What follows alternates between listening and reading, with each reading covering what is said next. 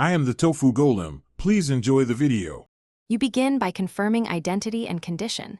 This is the fastest way to separate factory new from refurbished. First, check the box label and the sticker on the device. Make sure IMEI and serial match. Once done, power on and open settings about to read model and build information.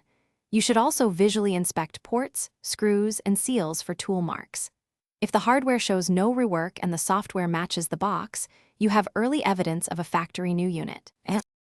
Next, dig deeper into warranty and component history to learn how the device was used.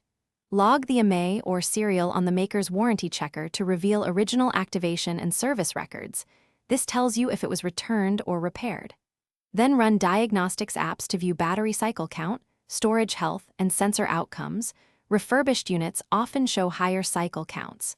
Also open a teardown checklist.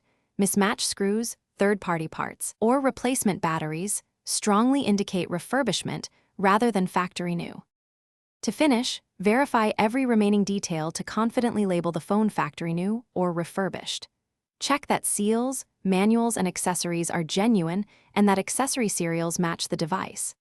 If anything conflicts, ask the seller for proof of purchase or a refurbishment certificate. Insist on a refund if unresolved. If the device behaves oddly, make sure to back up your data, then reflash official firmware and perform a factory reset. Once done, rerun diagnostics. This often reveals whether software or hardware explains the Thanks for watching. Consider subscribing if we helped you today.